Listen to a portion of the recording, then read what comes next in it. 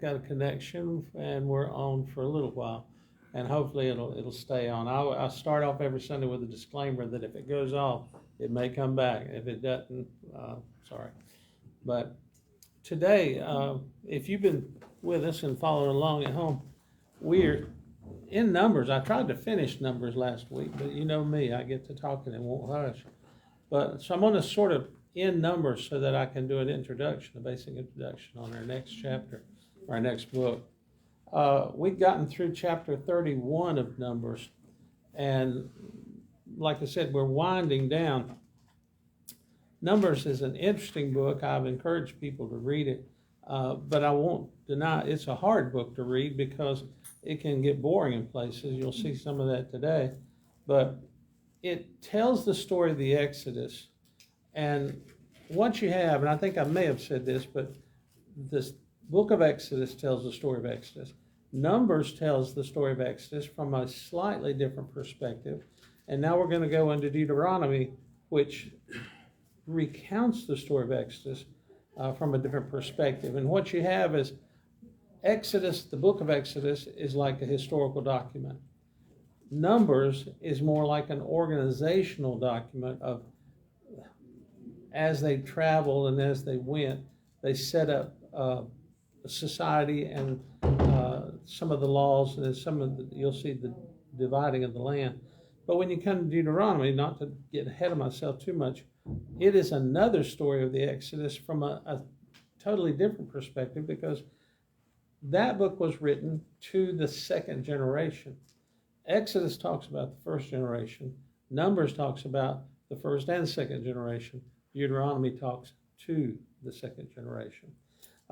Now, one thing we have in chapter 32, and I'm going to do this rather quickly, I hope, it simply is talking about the tribes of Reuben and Gad, that when they got there, before they went over the Jordan, the tribes of Reuben and Gad says, can we stay here? Now, the reason they wanted to stay on that side was they had defeated the main kingdoms. They had defeated the Moabites, the Amorites, I keep wanting to jump into Deuteronomy and tell you something, but I'll have to wait. But they had all this land and cities that were built. And so Reuben and Gad said, we'll just stay here if it's all right with you, because, they destroyed some of the cities, but there were still a lot of cities there. There were still some people there that were now captives. And at first, Moses had to think about it. He understood what they were saying, because he was looking at dividing the land up into 12 sections. This would save him some of that trouble. And so they asked him, and like you see the request at the beginning of the chapter, verse 5, they said, we found favor in your sight. Let this land be given to your servants for possession. Do not take us across the Jordan. Well, just to paraphrase the next section, Moses says, okay, I'll let you stay, but when it comes to cross over to do the fighting, you got to come fight with your brothers. And Reuben and Gad were willing to do that, so they struck a bargain, and they said, well, we're going to build sheepfolds of stuff, and this around verse 16, it says, in other words, we're going to leave our livestock and stuff over here, and our wives and our children. And maybe there was a small, I can't remember if they said there was a small contingent, but then when it's time to go to war, we'll go and fight with everybody else. So Moses was okay with that. Now, in verse 30, it said Moses gave to the people of Gad and to the people of Reuben and to half the tribe of Manasseh, the son of Joseph, the kingdom of Sihon, king of the Amorites, and the kingdom of Og in Bashan, and the land, the cities, the territories, the cities and land throughout the country. So that's going to be their inheritance. Now, in the next chapter, this chapter is another one of those that seems to have been dropped in. It's obviously not written by Moses, but it's written about Moses' writing, which, if you follow that, because it says in verse 2, Moses wrote down the starting places stage by stage and by command of the Lord and the stages. So what this is, chapter 33, is sort of a basic rundown of the route that they had taken. And for most people, they read this, it's just a lot of words that sound funny and doesn't make any sense. But to archaeologists and biblical scholars, they love this chapter because you literally have a map of places. And it's interesting to note, I'll throw this at you, that a lot of scholars, or earlier scholars, I should say, they looked at this and they said, well, this is more proof that the Bible is made up, because you'll see a ton of places that they couldn't find. The cities were gone. I mean, it's 2003, well, pardon me, it's like 3,000, almost 4,000 years later. And they said, well, we can't find any of this stuff. Now, in the 20th century, biblical archaeology has taken a real turn. Actually, it started in the late 1800s, around 1840 some. You saw this interest in biblical archaeology, and it moved all the way through the 1980s. Maybe I should say the 70s. Biblical archaeology was a primary thing, and it was a big thing for people to go look for these places. And what's interesting is they found them. It's like, it wasn't hard. You just turn over the sand, and there the ruins are. There's all kinds of places. And so the people who've tried to undercut the Bible run into a problem that they said, well, these places don't exist. We see this a lot. And again, I get on my soapbox about the fact that your major universities are full with atheists teaching religion. And so they're not teaching you about it. They're teaching you why it's wrong and why it's made up and why it's not good history. On the other hand, you've got private colleges and institutions that are Christian-backed, and they're out there proving them wrong. The strange thing to me is how you can take a scholar at Princeton or Harvard or Yale, and they'll get up and say the Bible is just made up myth. And then you find somebody from like one of the schools, like Hillsdale's a famous school, and some of those others that prove them wrong, and yet as a whole, society believes Harvard and Yale. Why? Well, they're Ivy League schools. They're where the smart people go. They're trying to erase the fact that every one of those smart people's schools started out as a theological seminary. And it's like, well, let's forget that. That was our old days.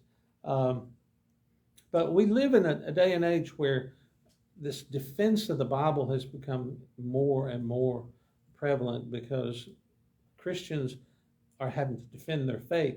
And what I find, and again, I'm on the soapbox, is that the true church is coming out of this, because there's a lot of churches that agree, that will say, well, yeah, maybe it is a myth, but it's a good sociological structure.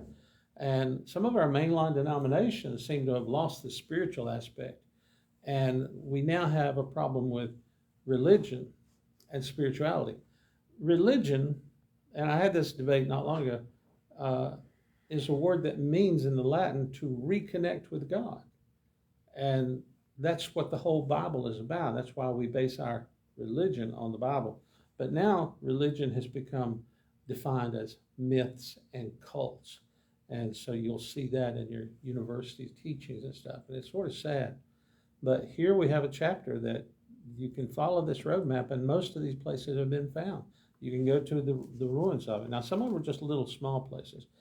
In verse 50, we get what I think is a significant verse in chapter 33. And it says, the Lord spoke to Moses in the plains of Moab by the Jordan at Jericho. Now notice how specific that description of where he's at is too. He's not in Jericho yet, but they're near Jericho, but they're on the other side of the Jordan. If I had a map, I wish I had a map, I could show you where that's at. He says, speak to the people of Israel, say to them, when you pass the Jordan, the land of Canaan, then you shall drive out all the inhabitants of the land before you, and destroy all their figured stones, destroy all their metal images, demolish all their high places, and you'll take possession of the land and settle it, for I've given the land to you. Now, when you read that, what jumps out at you? Anything in particular? And don't be afraid to say it. Not Gaza. Huh? Not Gaza. Not Gaza. Yeah, that's true, actually. But anything else? Because I'm going to tell you what the critics say about this. You'll find this all through here and in Deuteronomy, and that is, they say, see, this is a pagan myth God because he's full of death and destruction. God says destroy everything. Now, in today's world and in the headlines, we're seeing the Taliban take over Afghanistan. What did the Taliban do that brought the world's attention to begin with? Y'all remember? Go. Before that, even. That bombing? No. They did some bombing, but in Afghanistan itself, that you might not remember because maybe I'm just goofy because I remember stuff like this. The Taliban, nobody had ever heard of them. This is even before we heard much about Al-Qaeda. They went through Afghanistan, these areas where the warlords live. And that's the Silk Road is what it's called, and it runs through Afghanistan. It used to be a major trade route, but it was dangerous because the same people that are there today were there then, and they were warlords. Afghanistan is not a country as we see countries, and this is part of the problem the news doesn't point out.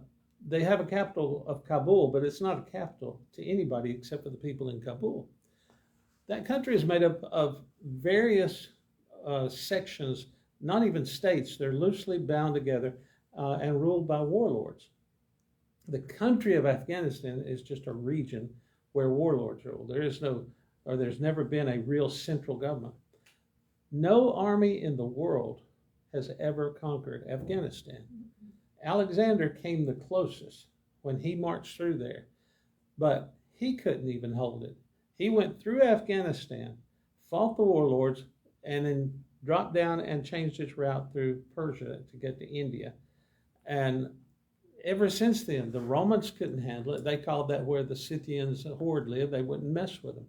The Russians couldn't do it. We can't do it. I'd like to see the Chinese go in there just to see what they could do. But this idea of going through what the Taliban did, to get back to my story, they went through their areas and they started destroying everything that wasn't Islamic. And in that Silk Road were the colossi of Buddha. There were two giant statues of Buddha that carved out of the side of a mountain.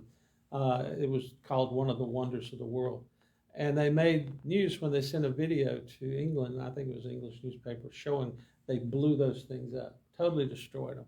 And the world just went crazy. They said, who are these crazy people in Afghanistan destroying things? And they went through and they destroyed everything that was not directly related to Islam. And there was a lot, like I said, it was a travel route. There was a lot of Buddhist statues, and Buddhism was there at one time. It's not there at all now. And they destroyed anything. Then they made the headlines because they were taking women out and executing them publicly and stoning them simply because they weren't doing what their husband said or things like that. And people began to realize, they said, who are these people? They're pagans. Afghanistan is filled with warlords who are essentially like ISIS was. And everybody's so shocked by ISIS burning people alive, throwing people off buildings. Well, I got news for you. That's what Afghanistan is like. Russia went in, tried to establish a government, couldn't, left. We went in and we were patting ourselves on the back. We've established a government. Kabul is the capital. Kandahar is a major city. We've got what Biden said a few weeks ago, we have 300,000 trained Afghan soldiers. He said, there will be no evacuating Kabul. Those 300,000 soldiers, if they're not dead, they're wearing the same outfits as Taliban now, because they're not going to stand up against Taliban. They're outnumbered. So it sounds a lot like what Israel's told to do. Go in and destroy everything. If Israel was doing this today, we would call them terrorists. And by the way, some people do call them terrorists.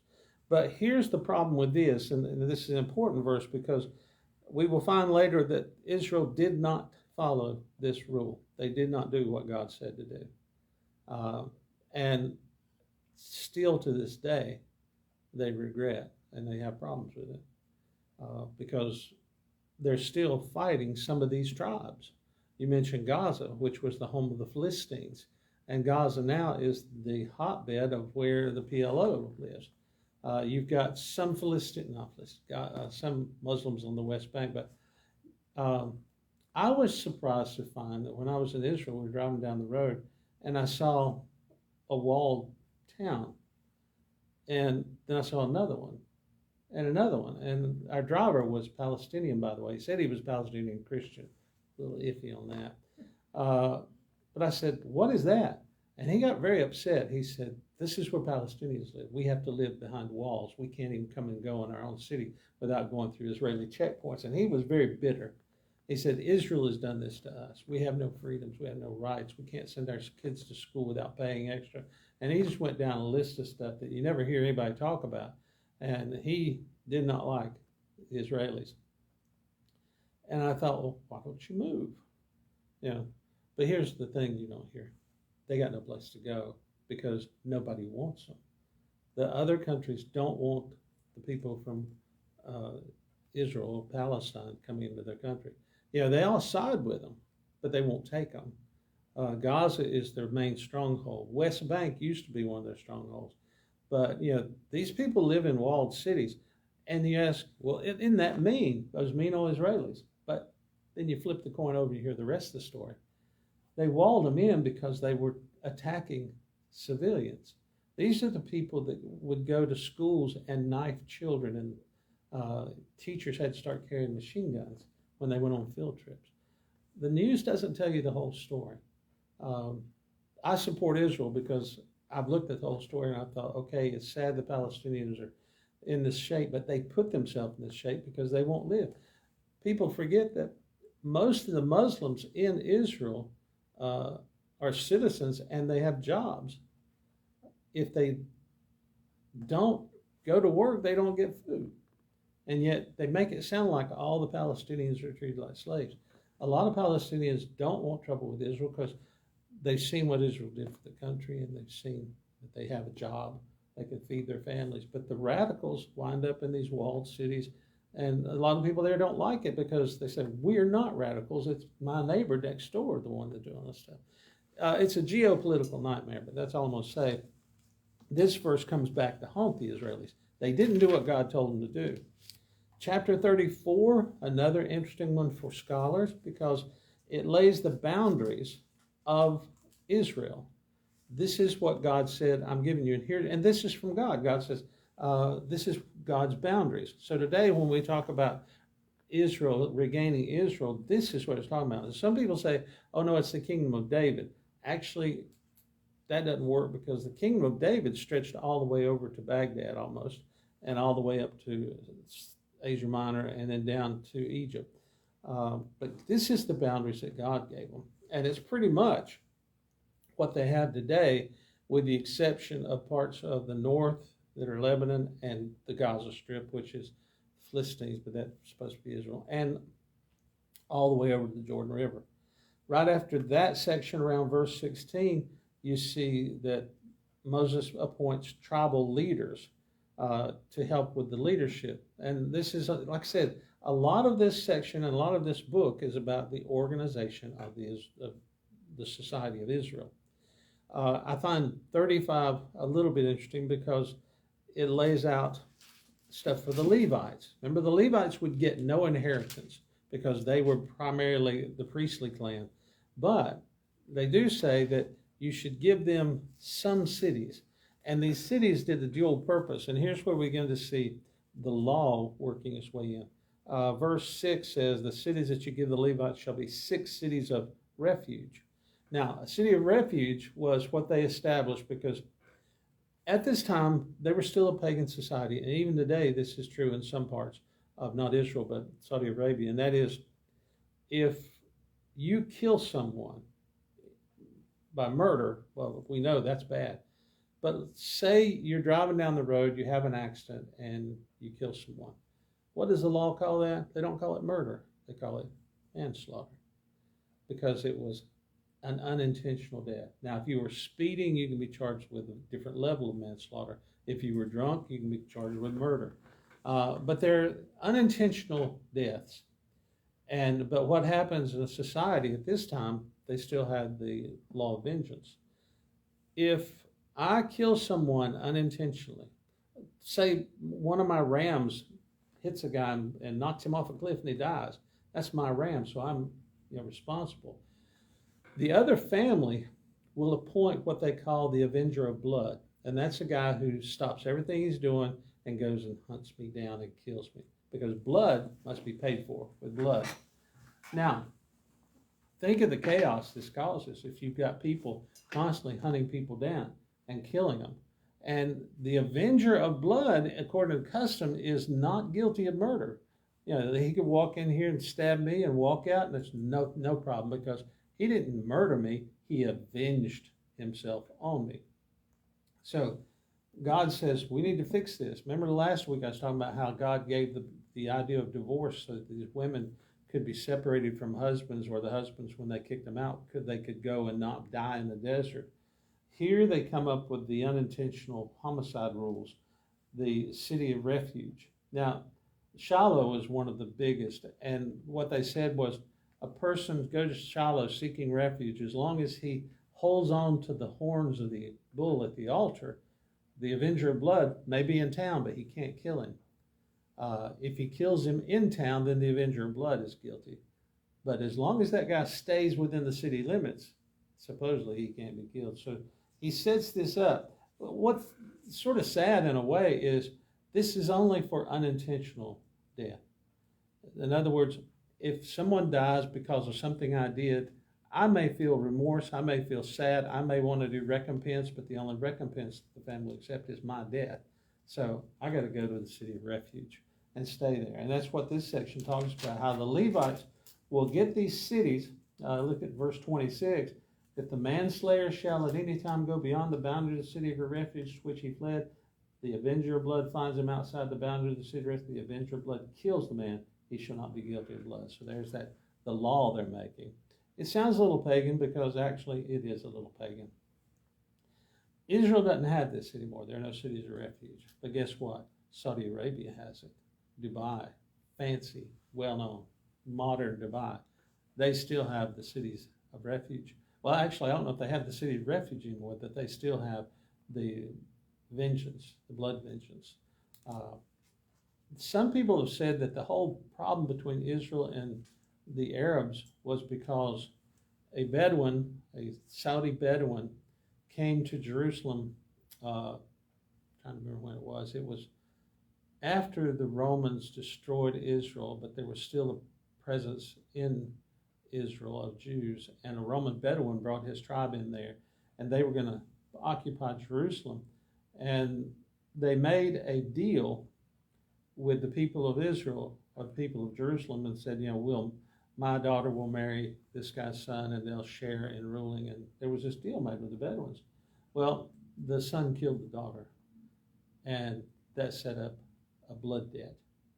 And the story is that blood debt is still in effect today, that the Saudis are still taking revenge on the Israelis for what that guy did centuries ago.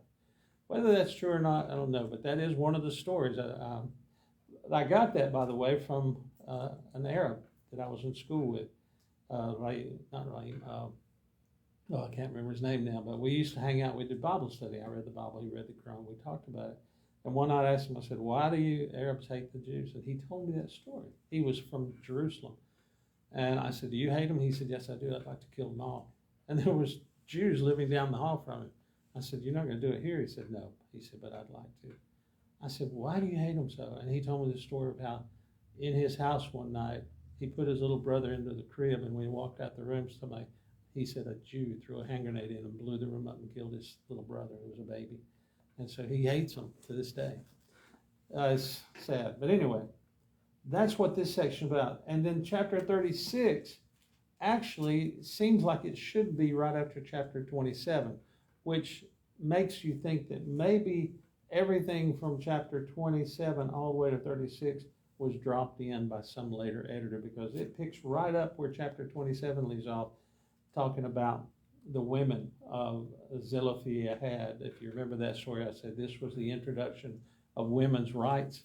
And Moses said, a woman whose father and brothers are dead, she's left to fend for herself. But Moses said, no, she can inherit the land and she can own the land, which to us is no big deal, but to them, this was a major thing, because women had no rights at all. They were property, they were not people. And Moses changed that. And he said, no, a woman can own property and can hold it for posterity and pass it on. And the only stipulation you'll find is, he says, she should never marry outside of her clan, because if she does, then that land will be disputed from one clan to the other. So And it ends with verse 13. It says, "These are the commandments and the rules that the Lord commanded through Moses to the people of Israel on the plains of Moab by Jordan and Jericho." So that last verse is just sort of the conclusion, and that's how Numbers ends, and it's over. Now, some people said, well, this seems like an incomplete book. It does seem that way because, simply put, Moses died.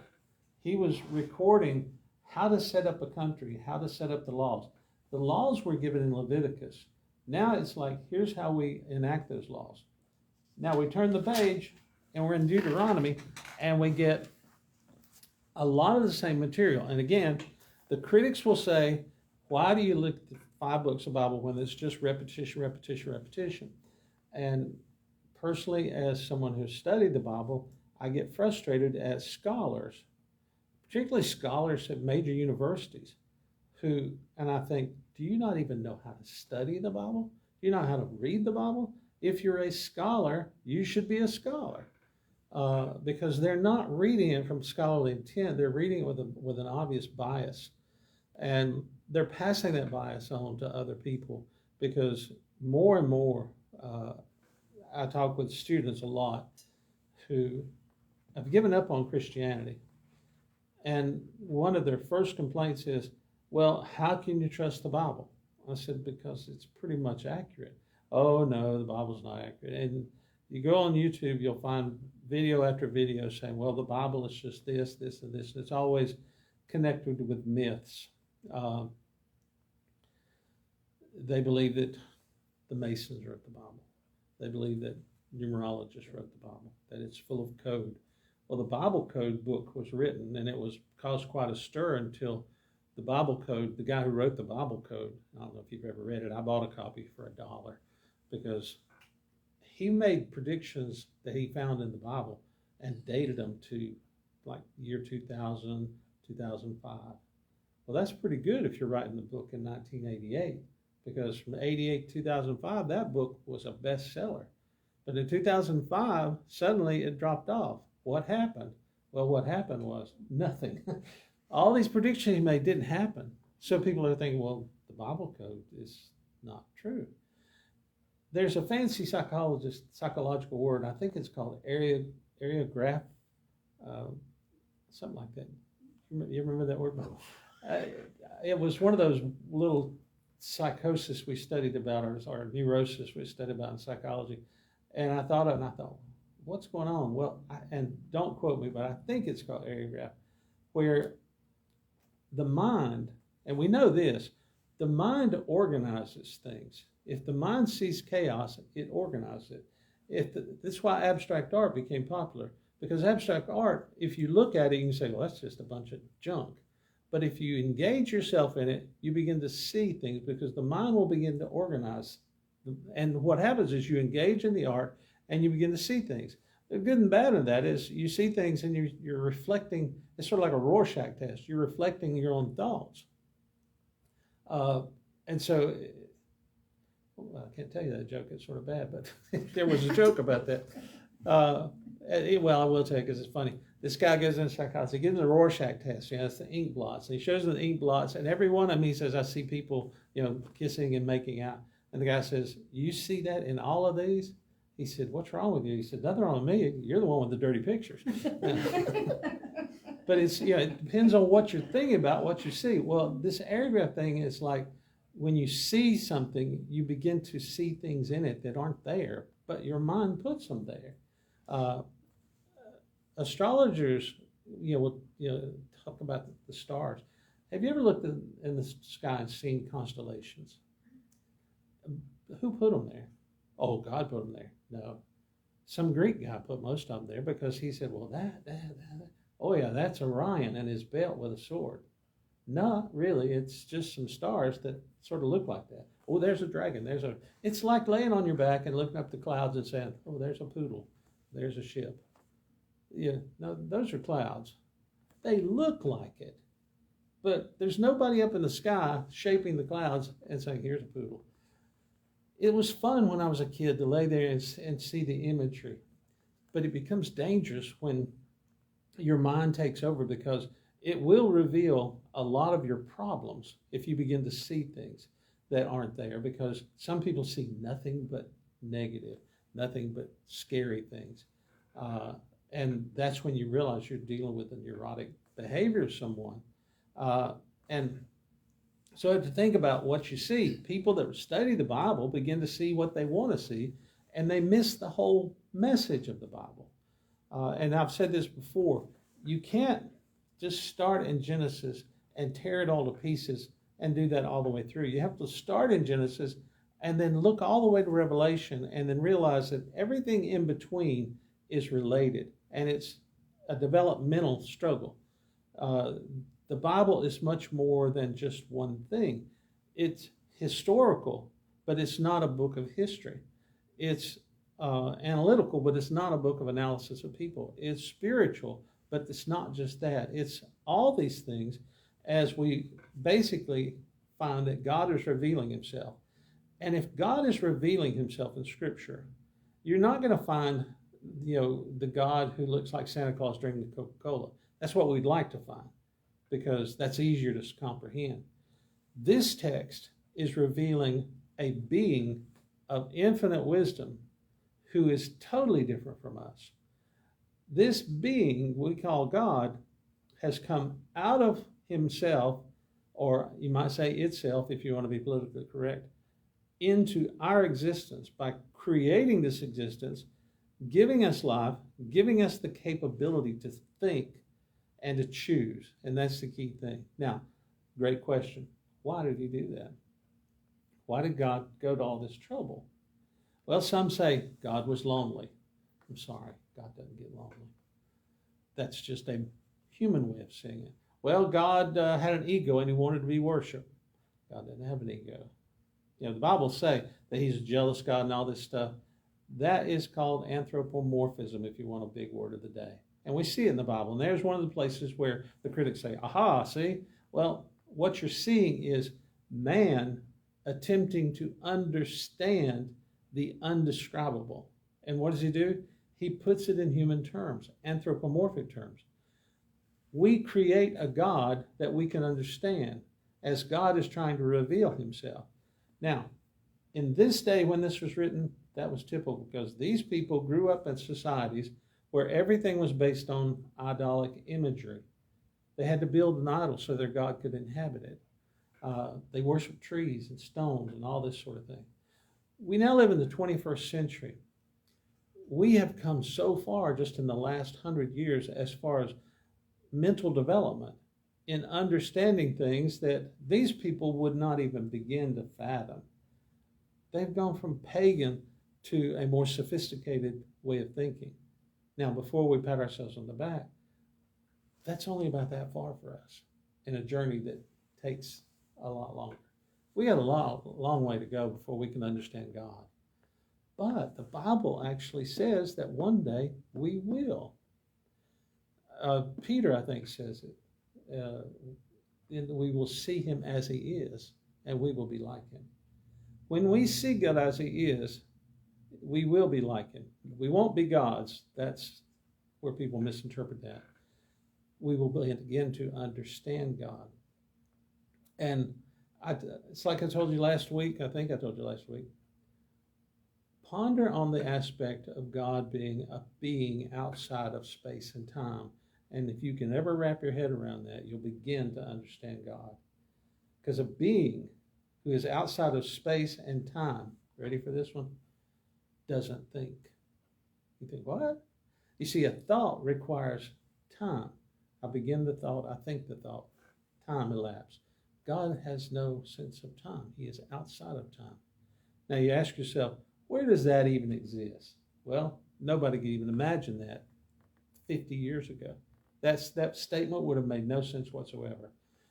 Now, through quantum physics, we begin to understand it. The only way you can understand it is, well, the guy named Kurzweil is the one who wrote the book. I've got his book. I've read about 2 chapters over and over and over because you have to read that stuff 50 times to understand it. It is so complex, and I still don't understand it. But I read Kurzweil's in the beginning, and I began to understand what he's saying. He says that on a cosmic level, if we could go inside a black hole, and this is his theory, that inside of a black hole, if it doesn't create a wormhole to the other side of the universe, that's Einstein's theory, Kurzweil says it leads down to what is known as a singularity. In other words, you go from the physical universe to a point at the tip of the black hole inside of it to where you're outside of space and time. And in that place is the singularity. And the singularity, he said, is where something resides. He doesn't know what. But he describes God. Now, I think his name is Tipler, was a physicist who took the same idea, and he said, you just described God in heaven. Because when we go to be with God, we will go to be outside of time and space. It's amazing to read this stuff. My point is, before I just lose you completely, these are thoughts that nobody could have thought 100 years ago. We just didn't have the capability of imagining something, a concept like that. But through physics now has brought us this to looking at the cosmos. And guess what? Psalm says, the heavens declare the glory of God. And suddenly we realize somebody may have understood this on a level. Isaiah wrote that 1,000 years for the Lord is but a single day. And Einstein says that if you travel at the speed of light for a day, you will encompass 1,000 to 2,000 years. It's like, Einstein, you just read the Bible. There's a lot of things in here that prophets have said that could only have come from God, and yet people don't read the Bible that way. They look, they pull stuff out. This becomes the golden corral of thought. It's like a buffet. You go and you take what you want, and you leave the rest of the stuff there. And you can't do that. This is why Bible study is difficult. But it's also why it's invigorating. Because for the layperson, you can read this and you become excited by grace. I know I do. For the scholar, you can read it, you become excited by all the possibilities that's revealed in here. We know how to look, but we have to study to know how to look. I've told you, when I went to divinity school, they said, Brooks, you can get this master's degree in 36 hours if you want. I said, do I get languages, hermeneutics, homiletics? They said, no, you don't get any of that stuff, but you'll have a master's in religious education. I said, but I need to know the languages. And they said, well, it's going to take you 128 hours. I said, I'll take it. Because I wanted to learn to read Greek and Hebrew, because this book was written in Greek and Hebrew. Contrary to what some people today say, that it was only written in Greek, it was written in Greek in the 5th century, but it was written way before that in Hebrew. I wanted to understand the hermeneutics idea of the text. And that's key to understanding the Bible, because hermeneutics basically is teaching you how to see this through the eyes of the people and the time it was written. Moses wrote this about 1,400 years before Christ. Now, 1,400 years before Christ, think about it.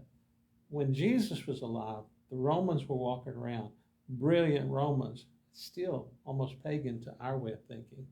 So imagine, the Egyptians here, they were considered advanced, but they were pagan in their practices. We live in the 21st century. If I'm going to understand Moses, I've got to think like a 14th century Egyptian, BC.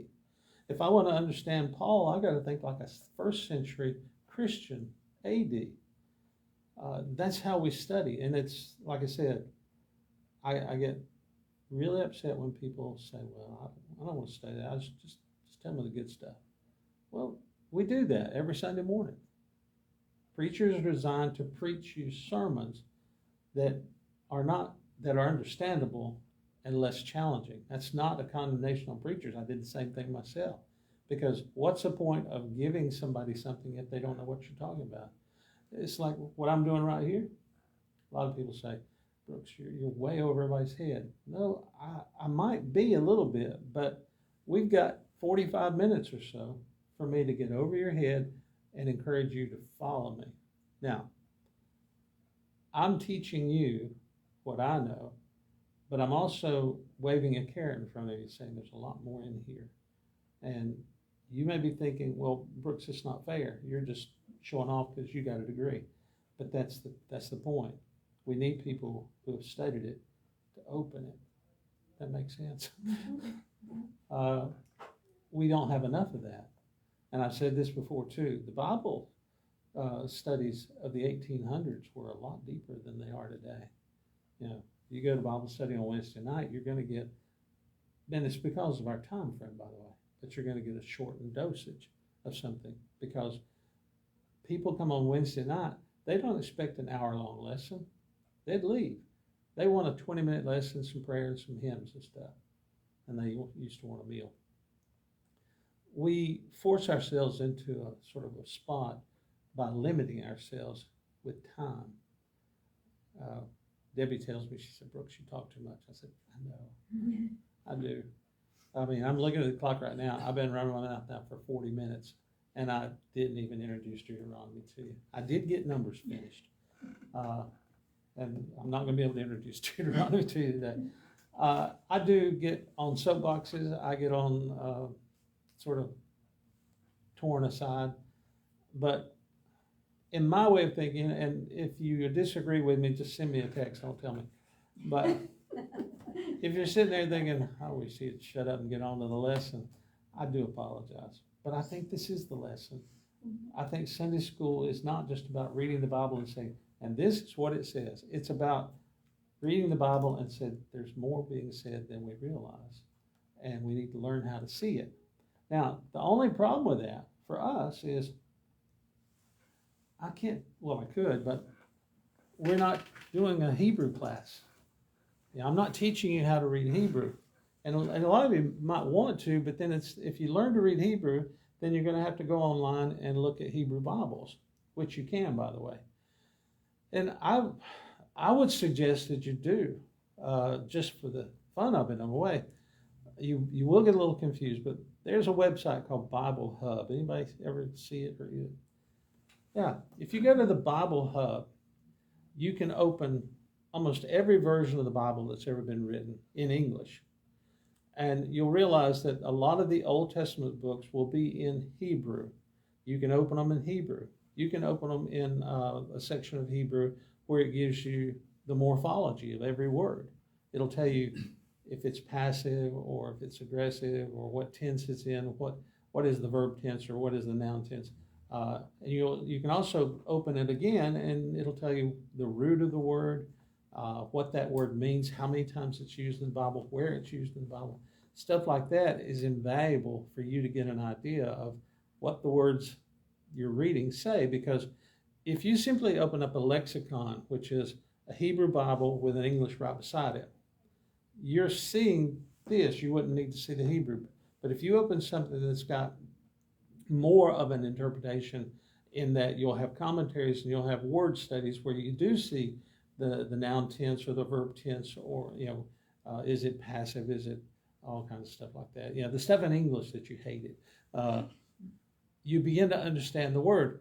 I did a little exercise years ago, and I thought about trying to publish it, and I realized ain't nobody gonna like this. But what I did was I started with Genesis chapter 1. I think I did 1 and 2. I was going to try the whole book, but I thought this ain't going to work out. But I took it in English, put it in Hebrew, and then retranslated the Hebrew words with an alternative meaning. Because didn't it? Yeah, I wasn't sure if I did that. But that alternative meaning is not, it's not to say that that's not what the word says, but it is to say that's what the word could say. And in some places, it changed the meaning of what we thought traditionally. In some places, it opened it up. For instance, I don't know if you remember, but the first chapter, which we think is all about creation, really, if you change the words to an alternative meaning, you get the whole story of God saying, I'm going to choose a people, Israel, to be my people. And it's all about the Exodus. And I thought, Moses wrote it. Maybe that's what he was trying to say. Most scholars say, well, this is just Moses' version of creation. Well, Moses' version of creation, we say, well, this is God. But it looks a whole lot like Babylonian and Egyptian stories of creation. So we have to be honest with ourselves and ask, did God reveal creation to Moses? Or did Moses write what he learned in school in Egypt, which would have been Babylonian history and Egyptian history. Or, third option, for the Babylonians and the Egyptians, did God tell them the history? The problem is you get similar stories, but the names change. If you go to the Babylonian text called the Enuma Elish, you get the creation story, and it's all about Tiamat and Kingu, the fish god, and how they fought, and how Tiamat killed Kingu, but then Kingu came back with his demons and tore Tiamat into pieces, and then Tiamat's mother, Era, who was Earth, put him back together again and resurrected him and created the earth. And suddenly you think, oh, maybe that's where they got the idea of Jesus. Scholars will tell you that's where Jesus came from, just part of a myth.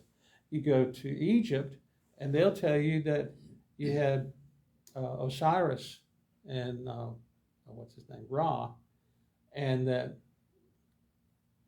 I forgot the name of the guy, the dog-headed one that's dead.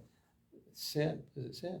Anyway, he killed Ra, chopped him into pieces, and Osiris put him back together again and resurrected him. And they say, see, it's just more Jesus. No, it's the Egyptian version of the Babylonian version. For us, we have Nimrod. You know who Nimrod is? Remember Nimrod in the Old Testament, Genesis? Mm-hmm. He was a great king who built the Tower of Babel. Mm-hmm. What people don't realize is that the story of Nimrod is wrapped into the Egyptian story of Osiris, because Nimrod was a great ruler. And the Egyptians wrote about him, they changed his name, and suddenly he became Ra. And so we have the Egyptians either borrowed from the Babylonians, or they later borrowed from the Hebrews who were there. The Hebrews came into their country with their mythology, supposedly, if you want to call it mythology. But maybe it was their history. The Egyptians had a way of assimilating things. All this is fascinating that you will never get in a sermon or just by reading the Bible. You got to go digging, and you got to dig in different languages. I'm past time. Anyway, I say that not to show off and say, oh, look what I know. I'm saying this to maybe inspire you to go looking harder, because the more you find, and here's where I differ from scholars. Scholars will see the same stuff I just told you, and they'll say, see, the Bible's just a myth.